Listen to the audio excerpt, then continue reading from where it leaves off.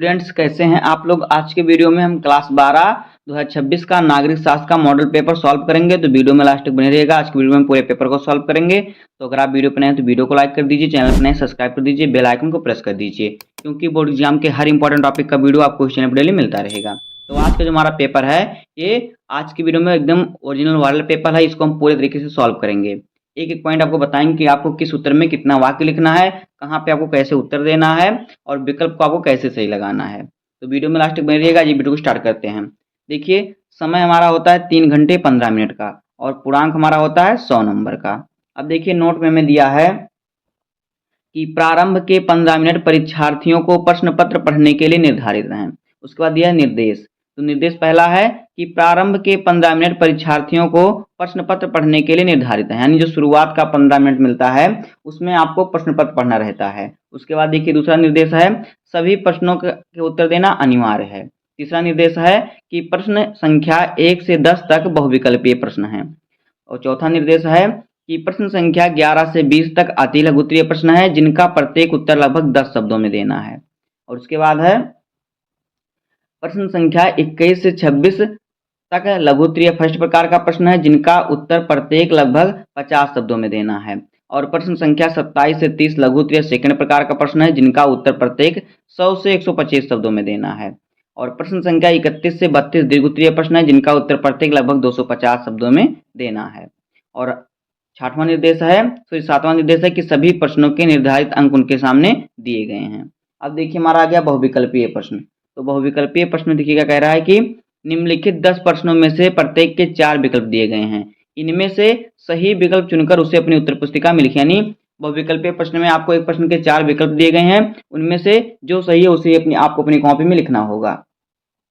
तो पहला क्वेश्चन है कि सोवियत संघ का विघटन क्यों हुआ।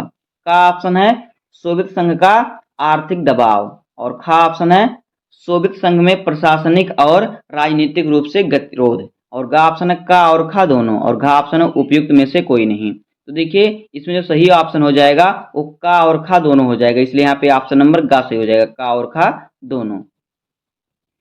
अब देखिए, दूसरा क्वेश्चन है, कह रहा है कि दक्षिण पूर्व एशियाई राष्ट्रों के संगठन यानी आसियान की स्थापना कब हुई। का ऑप्शन है सन 1966, खा ऑप्शन है सन 1967, और गा ऑप्शन है सन 1968, और घा ऑप्शन है 1969। तो इसका सही उत्तर हो जाएगा 1967। तो यहाँ पे ऑप्शन नंबर खा सही हो जाएगा। तीसरा क्वेश्चन है कि श्रीलंका में बहुसंख्यक वर्ग कौन सा है। तो का ऑप्शन है सिंघली, और फिर खा ऑप्शन है तमिल, और गा ऑप्शन है ईसाई, घा ऑप्शन है मुस्लिम। तो देखिए, इसका सही उत्तर हो जाएगा सिंघली। तो यहाँ पे ऑप्शन नंबर का सही हो जाएगा। चौथा क्वेश्चन देखिए क्या है, कह रहा है कि बांग्लादेश का गठन कब हुआ। का ऑप्शन है 1970, खा ऑप्शन है 1971, और गा ऑप्शन है 1975, और घा ऑप्शन है 1991। तो देखिए, इसका सही उत्तर हो जाएगा 1971। तो यहाँ पे ऑप्शन नंबर खा सही हो जाएगा। पांचवा क्वेश्चन है कि वर्ल्ड सोशल फोरम की चौथी बैठक 2004 में कहाँ हुई थी। का ऑप्शन है मुंबई, खा ऑप्शन है न्यूयॉर्क, गा ऑप्शन है ब्राजील, और घा ऑप्शन है जर्मनी। तो देखिए, इसका सही उत्तर हो जाएगा मुंबई। तो यहाँ पे ऑप्शन नंबर का सही हो जाएगा। उसके बाद देखिए, 6 नंबर क्वेश्चन है कि संपूर्ण क्रांति के जनक कौन थे। का ऑप्शन है जवाहरलाल नेहरू, खा ऑप्शन है विनोबा भावे, गा ऑप्शन है महात्मा गांधी, और घा ऑप्शन है जयप्रकाश नारायण। तो इसका सही उत्तर हो जाएगा जयप्रकाश नारायण। तो यहाँ पे ऑप्शन नंबर घा सही हो जाएगा। सातवां क्वेश्चन हमारा है कि राज्य पुनर्गठन अधिनियम के आधार पर 1956 में कितने राज्य बनाए गए थे। का ऑप्शन है 12, और खा ऑप्शन है 14, और गा ऑप्शन है 16, घा ऑप्शन है 20। तो इसका सही उत्तर हो जाएगा 14। तो यहाँ पे ऑप्शन नंबर खा सही हो जाएगा। उसके बाद देखिए, आठवां क्वेश्चन है कि सन 1975 में सोवियत के किस अनुच्छेद के आधार पर आपातकाल लागू किया गया। का ऑप्शन है 351, खा ऑप्शन है 352, और गा ऑप्शन है 356, और घा ऑप्शन है 360। तो देखिए, यहाँ पे ऑप्शन नंबर हमारा खा से हो जाएगा, 352 अनुच्छेद के आधार पर आपातकाल लागू किया गया था। अब देखिए, 9 नंबर क्वेश्चन है कि 1984 में ऑपरेशन ब्लू स्टार किस राज्य में चलाया गया था। का ऑप्शन है जम्मू कश्मीर, खा ऑप्शन है पंजाब, गा ऑप्शन है राजस्थान, और घा ऑप्शन है दिल्ली। तो यहाँ पे सही उत्तर हो जाएगा पंजाब। तो यहाँ पे ऑप्शन नंबर खा सही हो जाएगा। अब देखिए, 10 नंबर क्वेश्चन है कि मंडल आयोग का गठन क्यों किया गया था? का ऑप्शन है सामाजिक एवं शैक्षिक पिछड़ेपन की व्यापकता का पता लगाने के लिए। खा ऑप्शन है पिछड़ेपन को दूर करने के लिए उपाय सुझाने के लिए। गा ऑप्शन है का और खा दोनों, और घा ऑप्शन है उपयुक्त में से कोई नहीं। तो इसका सही उत्तर हो जाएगा का और खा दोनों। तो यहाँ पे ऑप्शन नंबर हमारा गा सही हो जाएगा। अब देखिए, अब हमारा आ गया अति लघुत्तरीय प्रश्न। तो अति लघुत्तरीय प्रश्न में प्रश्न संख्या 11 है कि यूरोपीय संघ की स्थापना का उद्देश्य क्या था? तो इसका उत्तर देखिए आपको किस प्रकार से लिखना है कि यूरोपीय संघ यानी ईयू की स्थापना का उद्देश्य आर्थिक सहयोग बढ़ाना, व्यापार को सरल बनाना, शांति बनाए रखना, सदस्य देशों के बीच एकता को बढ़ावा देना और नागरिकों को स्वतंत्र आवाजाही की सुविधा प्रदान करना था। बस इतना ही आपको इसका आंसर लिखना है।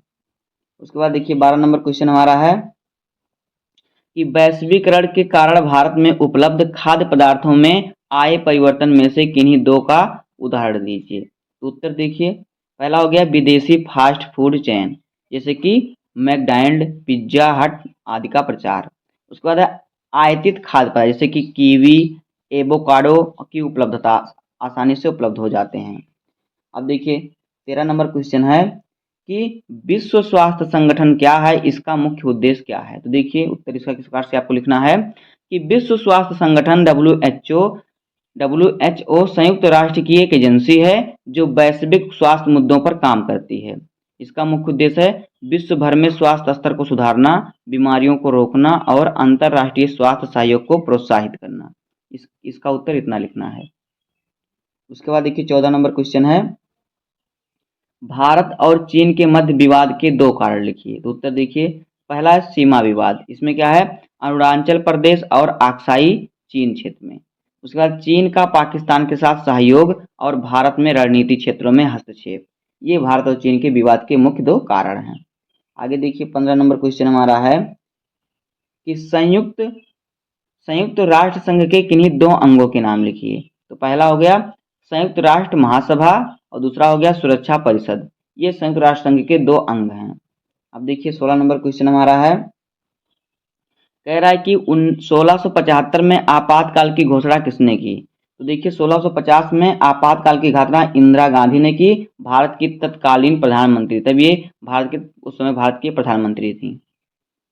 देखिए 17 नंबर क्वेश्चन हमारा है, कह रहा है कि सन 1975 में संपूर्ण क्रांति की अवधारणा क्या थी? तो उत्तर देखिए, संपूर्ण क्रांति जयप्रकाश नारायण द्वारा प्रस्तावित एक सामाजिक और राजनीतिक आंदोलन था जिसमें भ्रष्टाचार, आर्थिक असमानता और राजनीतिक दमन के खिलाफ लड़ाई और समाज में व्यापक सुधार का आह्वान किया गया था। इतना लिखना आपको इस क्वेश्चन में।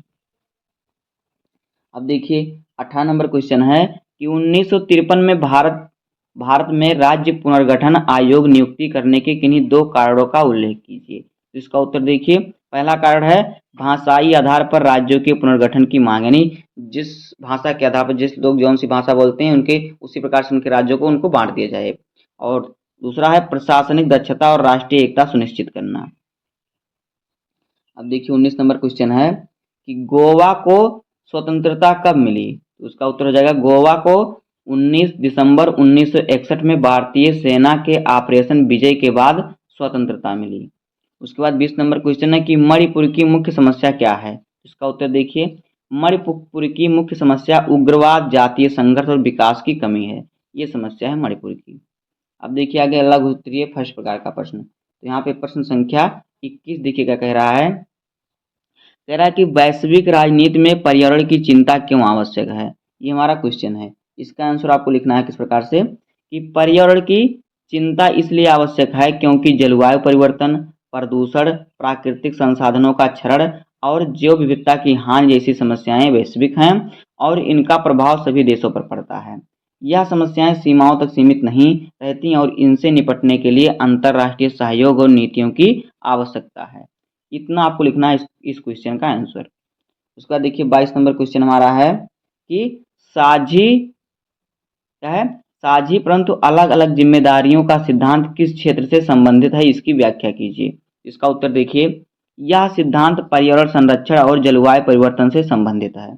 इसकी व्याख्या देखिए किस प्रकार से है, यह सिद्धांत बताता है कि सभी देशों को पर्यावरण संरक्षण के लिए सहयोग करना चाहिए, लेकिन उनकी जिम्मेदारियां उनकी आर्थिक स्थिति, विकास स्तर और ऐतिहासिक उत्सर्जन के आधार पर तय की जाएंगी। आगे आपको लिखना है, विकसित देशों की जिम्मेदारी अधिक है क्योंकि उन्होंने औद्योगिकरण के कारण पर्यावरण को अधिक नुकसान पहुंचाया है। जो देश जितने विकसित हैं उन्होंने अपनी औद्योगिकरण के कारण यानी अपनी स्थिति मजबूत बनाने के लिए उन्होंने क्या किया, पर्यावरण का क्षरण किया, पर्यावरण को नुकसान पहुंचाया है, वनों की कटाई की है। अब देखिए 23 नंबर क्वेश्चन है, वैश्वीकरण की अवधारणा क्या है, उदाहरणों सहित लिखिए। तो देखिए वैश्वीकरण की अवधारणा, देखिए वैश्वीकरण का अर्थ है विभिन्न देशों के बीच व्यापार, संस्कृति, प्रौद्योगिकी और विचारों का आदान प्रदान। यह दुनिया को एक ग्लोबल विलेज में बदल देता है। इसका उदाहरण देखिए, नंबर 1 देखिए, कह रहा है कि विदेशी वस्त्र ब्रांड जैसे कि नाइकी, जारा का भारत में आना, यानी विदेशी जो कपड़ा का ब्रांड है वो भारत में बिक रहा है। दूसरा है भारतीय कंपनी जैसे कि टाटा, इंफोसिस का विश्व स्तर पर व्यापार, यानी विश्व में अपना व्यापार कर रही हैं। अब देखिए 24 नंबर क्वेश्चन हमारा है, वर्तमान समय में गठबंधन की राजनीति एक आवश्यक है, क्यों, इसे स्पष्ट कीजिए। तो देखिए गठबंधन की नीति आवश्यक है क्योंकि नंबर 1 विविधता, भारत जैसे बहुजातीय बहुभाषीय देशों में विभिन्न समूहों और हितों का प्रतिनिधित्व देने के लिए क्या है, गठबंधन जरूरी है। दूसरा संसदीय बहुमत, तो देखिए अलग अलग दलों के सहयोग से स्थिर सरकार बनने में मदद मिलती है। तीसरा सहमति की राजनीति, विभिन्न विचारधाराओं के दल मिलकर सामूहिक निर्णय लेते हैं जिससे लोकतंत्र मजबूत होता है। अब हमारा आ गया 25 नंबर क्वेश्चन। तो 25 नंबर क्वेश्चन है कि आपातकाल की घोषणा के बाद शासन व्यवस्था में क्या परिवर्तन आए। तो इसका उत्तर आपको खुद लिखना है। उसके बाद देखिए इसको तैयार कर लीजिएगा। उसके बाद देखिए 26 नंबर क्वेश्चन है कि भारत की गुट निरपेक्षता नीति की मुख्य विशेषताएं क्या हैं। ये बहुत ही इंपॉर्टेंट क्वेश्चन है, इसका उत्तर देखिए। देखिए भारत की जो गुट निरपेक्षता नीति उसकी विशेषताएं, नंबर 1 है मौलिक अधिकार निलंबित करना, तो नागरिकों के मौलिक अधिकारों पर रोक लगा दी गई। दूसरा है सेंसरशिप, प्रेस की स्वतंत्रता पर प्रतिबंध लगाया गया। और तीसरा है विरोध का दमन, राजनीतिक विपक्ष को दबाने के लिए नेताओं और कार्यकर्ताओं को गिरफ्तार किया गया। और चौथा है केंद्र का प्रभुत्व, राज्यों की स्वायत्तता सीमित हो गई। अब देखिए आ गया लघु उत्तरीय सेकंड प्रकार का प्रश्न। तो यहाँ पे 27 नंबर क्वेश्चन हमारा है कि दक्षिण एशियाई सार्क की भूमिका की आलोचनात्मक विवेचना कीजिए। ये हमारा क्वेश्चन है, इसका आंसर देखिए आपको इस प्रकार से लिखना है। देखिए सार्क की स्थापना क्षेत्रीय सहयोग को बढ़ावा देने के उद्देश्य से की गई थी, लेकिन यह अपनी अपेक्षाओं पर खरा नहीं उतरा। इसकी आलोचना के कुछ प्रमुख बिंदु निम्नलिखित हैं। नंबर 1 है राजनीतिक मतभेद, सदस्य देशों के बीच राजनीतिक मतभेद और अविश्वास सार्क को प्रभावित करते हैं। भारत पाकिस्तान संबंधों में तनाव और अन्य देशों के द्विपक्षीय मुद्दे सार्क की बैठकों को भी प्रभावित करते हैं। अब देखिए अगला हेडिंग है आर्थिक असमानता, सदस्य देशों के बीच आर्थिक विकास में काफी अंतर है जिससे सहयोग के प्रयासों में बाधा आती है। बड़े देश छोटे देशों के हितों की अनदेखी करते हैं। आगे परियोजनाओं का धीमा कार्यान्वयन, सार्क के तहत कई परियोजनाएं शुरू की गई लेकिन इनका कार्यान्वयन बहुत धीमा है, इसलिए क्षेत्रीय सहयोग कमजोर होता है। उसके बाद बाहरी हस्तक्षेप, देखिए बड़े देशों का हस्तक्षेप सार्क के निर्णयों को प्रभावित करता है और क्षेत्रीय सहयोग को कमजोर बनाता है। उसके बाद देखिए हमारा आ गया 28 नंबर क्वेश्चन। तो 28 नंबर क्वेश्चन कह रहा है कि वर्तमान विश्व व्यवस्था के संदर्भ में संयुक्त राष्ट्र संघ की भूमिका का परीक्षण कीजिए। इसका उत्तर हो जाएगा कि संयुक्त राष्ट्र संघ वर्तमान विश्व व्यवस्था में एक महत्वपूर्ण भूमिका निभाता है। यह अंतरराष्ट्रीय शांति और सुरक्षा बनाए रखने, मानव अधिकारों की रक्षा करने और विकास को बढ़ावा देने के लिए काम करता है। हालांकि संयुक्त राष्ट्र संघ भी कई चुनौतियों का सामना कर रहा है, जैसे कि सुरक्षा परिषद की सीमाएं। तो देखिए सुरक्षा परिषद में अस्थायी सदस्यों के पास वीटो पावर होने के कारण यह अक्सर प्रभावी ढंग से कार्य करने में असमर्थ रहती है। उसके बाद है वैश्वीकरण की चुनौतियां, वैश्वीकरण के कारण उभरती हुई चुनौतियां जैसे कि जलवायु परिवर्तन, आतंकवाद और महामारी से निपटने के लिए संयुक्त राष्ट्र संघ को नए तरीके से सोचना होगा। इसका संसाधनों में कमी, तो देखिए संयुक्त राष्ट्र संघ के पास सीमित संसाधन है, जिसके कारण वह अपनी सभी जिम्मेदारियों को पूरा करने में सक्षम नहीं होता है। अब आ गया 29 नंबर क्वेश्चन। तो 29 नंबर क्वेश्चन है कि भारतीय विदेश नीति को किन्हीं 4 विशेषताओं का वर्णन कीजिए। तो देखिए उत्तर, भारतीय विदेश नीति की कुछ प्रमुख विशेषताएं निम्नलिखित हैं। नंबर 1 है अनबंधित नीति। भारत किसी भी गुट में शामिल नहीं होना चाहता और स्वतंत्र विदेश नीति अपनाता है। उसके बाद है गुट निरपेक्षता। भारत ने गुट निरपेक्ष आंदोलन में महत्वपूर्ण भूमिका निभाई है और आज भी गुट निरपेक्षता को अपनी विदेशी नीति का आधार मानता है। उसके बाद है असंतुलित संबंध। तो देखिए, भारत के पड़ोसी देशों के साथ उनके संबंध हमेशा मधुर नहीं रहे हैं, विशेषकर पाकिस्तान के साथ, यानी अच्छे नहीं रहे हैं कहने का मतलब। उसके बाद विकास सहयोग। भारत विकासशील देशों के साथ विकास सहयोग को बढ़ावा देता है। अब देखिए 30 नंबर क्वेश्चन हमारा है, जम्मू कश्मीर की समस्या के कारण क्या है, भारतीय सरकार इसे किस प्रकार से हल करने का प्रयास कर रही है। देखिए इसका उत्तर, जम्मू कश्मीर की समस्या के कारण और समाधान के प्रयास। तो देखिए समस्या के कारण पहले जानते हैं क्या है। देखिए पहला ऐतिहासिक विवाद। 1947 में भारत और पाकिस्तान विभाजन के दौरान कश्मीर का भारत में विलय और पाकिस्तान का विरोध। दूसरा है आतंकवाद, पाकिस्तान प्रायोजित आतंकवाद, जो ये आतंकवाद को बढ़ावा देता है। तीसरा है धार्मिक और सांस्कृतिक विभाजन, कश्मीर में अलगाववादी मानसिकता और सामाजिक असंतोष। चौथा है राजनीतिक अस्थिरता, स्थानीय सरकारों और केंद्र के बीच तनाव। ये है, इनमें क्या है, कारण है तनाव के। उसके बाद देखिए भारतीय सरकार के समाधान के प्रयास। देखिए नंबर 1 है अनुच्छेद 370 का निष्कासन 2019 में किया गया था। जम्मू कश्मीर को विशेष दर्जा समाप्त कर केंद्र शासित प्रदेश बनाया गया। दूसरा है विकास योजनाएं, क्षेत्र में बुनियादी ढांचे और रोजगार के अवसरों पर बढ़ावा देना। तीसरा है आतंकवाद के खिलाफ कार्यवाही। तो देखिए सेना और सुरक्षा बलों द्वारा आतंकवाद को नियंत्रित करने का प्रयास। चौथा है समाज में समावेश, कश्मीरी युवाओं को मुख्य धारा में लाने के लिए शैक्षिक और सांस्कृतिक कार्यक्रम। अब देखिए हमारा आ गया दीर्घ उत्तरीय प्रश्न। तो दीर्घ उत्तरीय प्रश्न आपका देखिए प्रश्न संख्या 31 नंबर क्या कह रहा है कि यूरोपीय संघ को शक्तिशाली संगठन बनाने वाली किन्हीं 4 कारकों की व्याख्या कीजिए। तो इसका उत्तर देखिए यूरोपीय, यहाँ पे रहेगा यूरोपीय संघ को विश्व की सबसे शक्तिशाली आर्थिक और राजनीतिक संस्थाओं में से एक बनाया है।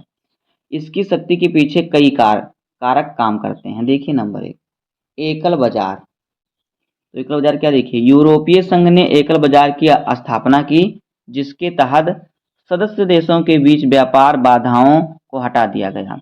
इससे व्यापार और निवेश में वृद्धि हुई और आर्थिक विकास को गति मिली है। उसके बाद है एकल मुद्रा क्या है, यूरोपीय संघ के अधिकांश देशों ने एकल मुद्रा यूरो को अपनाया है। इससे मुद्रा परिवर्तन की समस्या समाप्त हुई है और व्यापार को आसान बनाया गया है। तीसरा है सामूहिक निर्णय लेना, यूरोपीय संघ में महत्वपूर्ण निर्णय सामूहिक रूप से लिए जाते हैं। इससे सदस्य देशों के बीच एकता और सहयोग बढ़ाता है और वे अंतर्राष्ट्रीय मंच पर एक मजबूत आवाज बन पाते हैं। अब देखिए चौथा साझा नीतियां। तो देखिए यूरोपीय संघ ने कृषि, पर्यावरण, न्याय और अन्य क्षेत्रों में साझा नीति अपनाई है। इससे सदस्य देशों के बीच समन्वय बढ़ता है और वे वैश्विक चुनौतियों से अधिक प्रभावी ढंग से निपट पाते हैं। अब देखिए अथवा करके दिया है हमें एक क्वेश्चन और, कह रहा है कि भारत और पाकिस्तान के मध्य विवाद के क्या कारण हैं, इन्हें सुलझाने के लिए क्या उपाय किए जा सकते हैं। तो इसका उत्तर देखिए भारत और पाकिस्तान के बीच विवाद के मुख्य कारण है कश्मीर मुद्दा। इसके अतिरिक्त जल संसाधनों, सीमा विवाद, आतंकवाद भी दोनों देश के बीच तनाव का कारण रहा है। तो देखिए विवाद के कारण क्या है, कश्मीर मुद्दा एक हो गया, दोनों देश कश्मीर को अपना हिस्सा मानते हैं। जल संसाधन, सिंधु नदी के पानी के बंटवारों को लेकर विवाद। तीसरा है सीमा विवाद, सीमा के कुछ हिस्सों को लेकर दोनों देशों के बीच मतभेद है। उसके बाद है आतंकवाद, पाकिस्तान से आने वाले आतंकवादी हमले भारत में अशांति फैलाते हैं। अब देखिए इस विवाद को सुलझाने के उपाय, देखिए वार्ता, यानी कि दोनों देश आपस में बातचीत करके समस्या का समाधान इनको निकालना चाहिए। उसके बाद है तटस्थ मध्यस्थता, किसी तटस्थ देश या संस्था की मध्यस्थता से समस्या का समाधान निकाला जा सकता है। उसके बाद आतंकवाद पर अंकुश, दोनों देश आतंकवाद पर अंकुश लगाने के लिए मिलकर काम करना चाहिए। दोनों देशों को आतंकवाद पर अंकुश लगाने के लिए मिलकर काम करना चाहिए। उसके बाद है विश्वास निर्माण उपाय। देखिए, दोनों देशों को एक दूसरे के प्रति विश्वास बनाने के लिए उपाय करना चाहिए। अब देखिए हमारा आ गया 32 नंबर क्वेश्चन। तो 32 नंबर क्वेश्चन है कि भारत के आर्थिक विकास में प्रथम और द्वितीय पंचवर्षीय योजना की भूमिका का वर्णन कीजिए। ये हमारा क्वेश्चन है। इसका आंसर देखिए, भारत की आर्थिक विकास प्रक्रिया में प्रथम और द्वितीय पंचवर्षीय योजनाओं का महत्वपूर्ण योगदान था। नंबर 1, प्रथम पंचवर्षीय योजना जो 1951 से 1956 के बीच चलाई गई। देखिए, यह योजना कृषि क्षेत्र के विकास में पर केंद्रित थी क्योंकि भारत में अधिकांश जनसंख्या कृषि पर निर्भर थी। उसके बाद है योजना में सिंचाई सुविधाओं का विकास, कृषि उत्पादन बढ़ाने के उपाय और खाद्य उत्पादन में आत्मनिर्भरता प्राप्त करने पर जोर दिया गया। उसके बाद है इसमें सार्वजनिक क्षेत्र में निवेश को प्राथमिकता दी गई और बुनियादी ढांचे का निर्माण हुआ, जैसे कि जलाशयों और नहरों का निर्माण। उसके बाद है द्वितीय पंचवर्षीय योजना जो 1956 से 1961 तक चलाया गया। इसमें देखिए क्या कह रहा है, इसमें क्या हुआ था, यह योजना औद्योगिकरण और भारी उद्योग की स्थापना पर केंद्रित थी। योजना का मुख्य उद्देश्य भारत को औद्योगिक दृष्टि से आत्मनिर्भर बनाना था, जिसके लिए सार्वजनिक क्षेत्र की महत्वपूर्ण भूमिका निर्धारित की गई थी। आगे देखिए, आगे कि इसमें ऊर्जा, धातु, इंजीनियरिंग और रसायन उद्योगों का विकास किया गया। इसके माध्यम से भारत ने बुनियादी ढांचे के लिए कई उद्योग स्थापित किए, जैसे कि भांगर नंगल बांध और स्टील संयंत्र। अथवा करके देखिए क्वेश्चन दिया हमें, कह रहा है कि स्वतंत्रता के समय विकास के प्रश्न पर प्रमुख मतभेद क्या थे, उन्हें कैसे सुलझाया गया। तो इसका उत्तर देखिए, स्वतंत्रता के समय भारत के विकास के प्रश्न पर मुख्य मतभेद थे। देखिए क्या थे, ये थे औद्योगिकरण बनाम कृषि। कुछ लोग औद्योगिकरण पर जोर देते थे जबकि अन्य कृषि विकास को प्राथमिकता देते थे। उसके बाद है सार्वजनिक निजी क्षेत्र, सार्वजनिक क्षेत्र बनाम निजी क्षेत्र। देखिए, कुछ लोग सार्वजनिक क्षेत्र को बढ़ावा देने के पक्ष में थे, जबकि अन्य निजी क्षेत्र को अधिक स्वतंत्रता के पक्ष में थे। आगे है आत्मनिर्भरता बनाम वैश्वीकरण। कुछ लोग आत्मनिर्भरता अर्थव्यवस्था चाहते थे जबकि अन्य वैश्वीकरण के पक्ष में थे। आगे देखिए, इन मतभेदों को सुलझाने के लिए, देखिए इन मतभेदों को सुलझाने के लिए मिश्रित अर्थव्यवस्था। भारत ने मिश्रित अर्थव्यवस्था को अपनाया जिसमें सार्वजनिक और निजी दोनों क्षेत्र को महत्व दिया गया। उसके बाद पंचवर्षीय योजना, आर्थिक विकास के लिए पंचवर्षीय योजना बनाई गई। उसके बाद कृषि और उद्योग दोनों पर ध्यान, कृषि और उद्योग दोनों पर ध्यान, दोनों क्षेत्रों के विकास पर ध्यान दिया गया। उसके बाद धीरे धीरे वैश्वीकरण, भारत ने धीरे धीरे वैश्वीकरण की ओर कदम बढ़ाया। तो दोस्तों इस प्रकार से हो जाएगा क्लास 12 का नागरिक शास्त्र का 2026 का पेपर का सोल्यूशन। और इसी प्रकार से आपका पेपर आएगा, इसी प्रकार से आपको सॉल्व करना। जितने भी क्वेश्चन इस पेपर में दिए हैं सभी बहुत ही इंपॉर्टेंट, सभी को याद कर लीजिएगा। तो उम्मीद करता हूं कि आपको वीडियो पसंद आया होगा। अगर आपको वीडियो पसंद आए तो वीडियो को लाइक कर दीजिए, चैनल पर नए सब्सक्राइब कर दीजिए, बेल आइकन को प्रेस कर दीजिए, क्योंकि बोर्ड एग्जाम के हर इंपॉर्टेंट टॉपिक का वीडियो आपको इस चैनल पर डेली मिलता रहेगा। तो मिलते हैं किसी नेक्स्ट वीडियो में, तब तक के लिए धन्यवाद, जय हिंद।